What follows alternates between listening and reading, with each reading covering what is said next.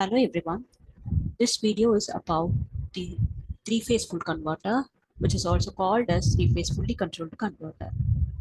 It is also called as 6-pulse converter because in the output voltage we will have the 6 pulses per cycle. This is a two-quadrant converter, which means it can operate in first and the fourth quadrants. The circuit of the three-phase full converter is shown here, which consists of three-phase input AC voltage, 6 thyristors. The thyristors are numbered from T1 to T6. The order of the number is based on the order of the triggering, which means this device is first triggered, then T2 is triggered, and so on. And the load is connected across the configuration. There are 6 intervals of operation for this converter. Thyristor T1 is forward biased when supply phase voltage VA is more positive, and T4 is forward biased when VA is more negative. Similarly, T3 is forward biased when VB is more positive, and T6 is forward biased when VB is more negative. And T5 is forward biased when VC is more positive, and T2 is forward biased when VC is more negative. And in three-phase converters, we have a term called natural point of triggering. That is, the angle 30 degree is called as natural point of triggering. This is taken as the reference point to measure the firing angle. So if we want to trigger T1 at 30 degree, then we have to measure 30 degree from this natural point of triggering 30 degree, and we have to trigger T1. And T2 will be triggered after 60 degree interval.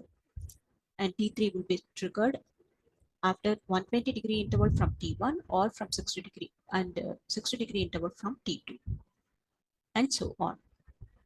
So the interval between two successive triggering will be 60 degree.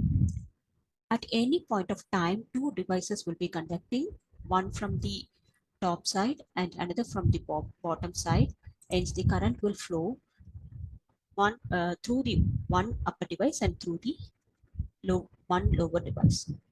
Let the phase voltages be VAN equal to Vm sin omega t, which is taken as the reference voltage, where Vm is the maximum phase voltage. VBN is equal to Vm sin omega t minus 2 pi by 3, or it is Vm sin omega t minus 120 degree, and VCN is Vm sin omega t plus 2 pi by 3, or it is Vm sin omega t minus 240 degree. The line voltages are given by VAB equal to VAN minus VPN, which is equal to root 3 Vm sin omega t plus pi by 3. In order to get this one, we can take this vector diagram where VAN is the reference, VPN is drawn at minus 120 degree, and VCN is drawn at minus 240 degree from VAN. And in order to get VAB, we have to add VAN and VB minus VPN. So VPN is drawn on the opposite side to get the minus VPN. If we add VAN and minus VPN, we will get VAB, whose magnitude is root 3 times VAN, and the vector VAB is 30 degree ahead of VAN. So we can write VAB equal to root 3 Vm sin omega t plus pi by 6. VBC can be written as root 3 Vm sin omega t minus pi by 2, and VCA is root 3 Vm sin omega t minus 7 pi by 6. Now let us consider the first interval of operation when T1 and T6 are in the on condition. When T1 and T6 are in the on condition, the load current will flow from the A phase through T1 through load through T6 back to B phase. Hence, V0 is equal to VAB. When T1 and T2 are on, then current will flow from A through T1 through load through T2 back to C. Hence, the output voltage will be equal to VAC. When T3 and T2 are on, then the current will flow from the B phase through upper device T3 through load through the lower device T2 back to C. Hence, the output voltage will follow BBC waveform. Then when T3 and T4 are on, then the output voltage will follow follow VBA waveform as the current is flowing from the phase B through T3, through load, through T4 and back to A. When T5 and T4 are conducting, current will flow from the phase C through T5, through load, through T4 and back to A, hence output voltage will be equal to VCA. When T5 and T6 are in the on condition, current will flow from the C phase through T5, through the load, through T6 and back to B, hence the output voltage will be equal to VCB. Now let us consider the operation of the three-phase converter in the continuous conduction mode, and we will have uh, we will be having two modes of operation: rectification mode for alpha less than 90 degree and inversion mode for alpha greater than 90 degree. So let us see the operation and let us see the waveform for rectification mode. Let us first consider alpha equal to 0 degree. In the rectification mode, we will be getting the average output voltage as the positive one, hence we will get only the first quadrant of operation. Now, we have to, for alpha equal to 0 degree, we have to take the natural point of triggering and we have to measure alpha from this natural point of triggering. Since alpha is taken as 0 degree, the T1 is triggered at the natural point of triggering itself. When T1 is triggered, T1 and T6 combination will conduct, and hence the output voltage, it is going to follow VAB waveform. And we have already seen that the output voltage waveform always follows the line voltages. Hence, we have taken only the line voltage waveforms here. The yellow line represents the VAB waveform. And after 120 degree interval, we have to draw the VPC waveform, which is represented by the purple color. And after 120 degree from the purple waveform, we have to draw the um, VCA waveform, which is represented by the blue color. And the output voltages, it follows, that is, for some instance, it will follow VAB waveform, or for some other instance, it will follow VBA waveform. So we have to draw the line voltages VAB both in the positive and the negative sides, which are to be drawn in both the sides. So VAB waveform is this, and we have to draw the mirror image of VAB waveform in order to get the VBA waveform. Similarly, we have to draw the mirror image of VBC to get the waveform for VCB waveform, and similarly your VCA waveform should be drawn as the mirror image to get the VAC waveform. So when T1 and T6 combination are conducting, the output voltage follows VAB waveform, and it will be equal to VAB until T2 is triggered, after which it will follow VAC waveform until T3 is triggered, after which T3 and T2 combination will conduct, which will allow the output voltage to follow VBC waveform. And when T4 is triggered, T4 and T3 combination will conduct, hence the output voltage follows VBA waveform until T5 is triggered, after which it follows VCA, until T6, after which it follows VCB waveform. So this is the output voltage waveform for alpha equal to 60 degree. If we consider one cycle, then we can find that there are 6 pulses that are present per cycle in this converter. Hence, it is called a 6-pulse converter. Now let us draw the waveforms for alpha equal to 30 degree and 60 degree. So take the natural point of triggering. From here, measure 30 degree to trigger the first device T1.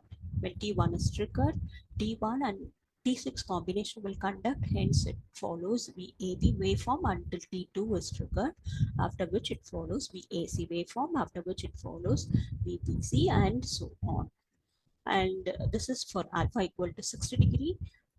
So for 60 degree, we have to take the natural point of triggering. From here, we have to measure 60 degree to trigger T1. So when T1 is triggered, T1 and T6 combination will conduct, which will allow the output voltage to follow VAB waveform, and then up to T2 is triggered, after which it follows VAC until T3 is triggered, after which it follows VBC, and so on. So when we consider alpha greater than 60 degree, after that, the waveforms, if we consider RL and RLE load, then a part of the output voltage waveform will be in the positive side and the remaining part will be in the negative side. And this is for the case for RL and RLE load.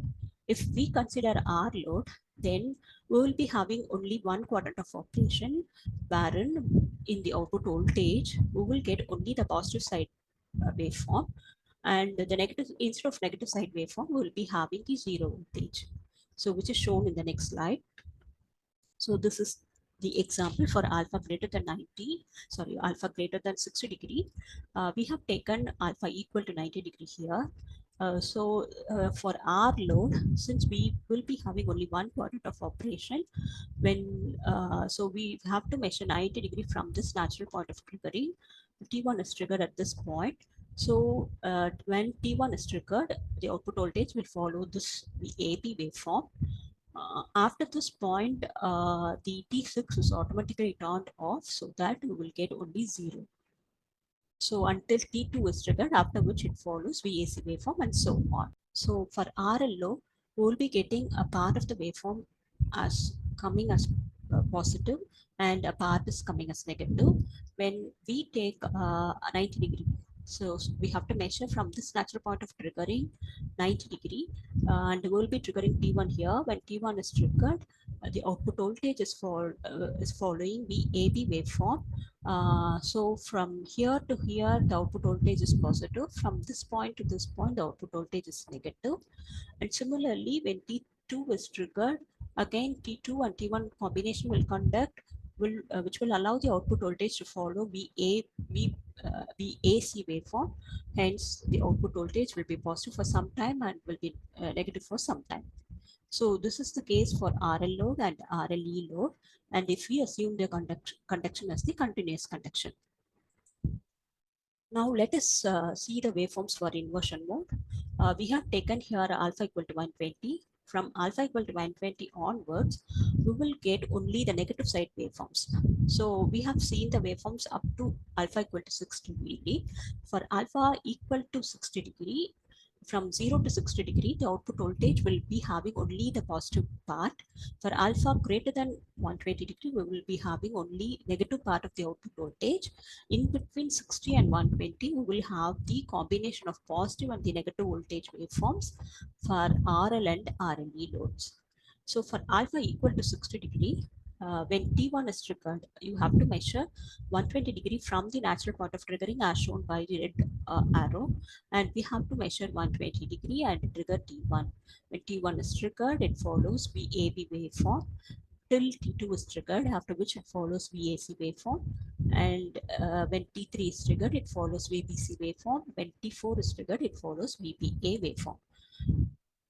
Similarly, for alpha equal to 150, we have to measure 150 degree from this natural point of triggering, and we have to trigger T1. When T1 is triggered, the voltage follows VAP. When T2 is triggered, voltage follows VAC, and so on. Now let us derive the output voltage, average value of the output voltage. VDC is equal to, since there are 6 pulses per cycle, 6 divided by 2 pi, integration from pi by 6 plus alpha to pi by 6 plus alpha plus pi by 3.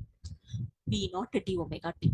And during this interval, V naught follows VAB waveform, so we have to and during this interval we have VAB, we have to the output voltage follows VAB, hence we have to substitute VAB value here, which is root 3 Vm sin omega t plus pi by 6. We have to integrate this with respect to omega t. After the integration and after substituting the limits, we will get this expression, and after simplification we will get the output voltage expression as 3 root 3 Vm by pi cos alpha, where Vm is the maximum value or peak value of the phase voltage. Similarly, we can derive the RMS output voltage, which is equal to 6 by 2 pi integration from pi by 6 plus alpha to pi by 2 plus alpha, which is nothing but pi by 6 plus alpha plus pi by 3. We have to integrate VAB square with respect to omega t, and the whole expression should be taken as the square root. So if we integrate this over this interval, And after integration and after substituting the limits, we will be getting the RMS value of the output voltage as root 3 Vm within square root 1 by 2 plus 3 root 3 by 4 pi cos 2 alpha. The alpha, that is the firing angle, can take its value from 0 to 180 degree. So from 0 to 90 degree, we'll be getting the rectification mode, and from greater than 90 degree, we will be getting the inversion mode. So this converter will be giving you both rectification and the inversion mode. Thank you.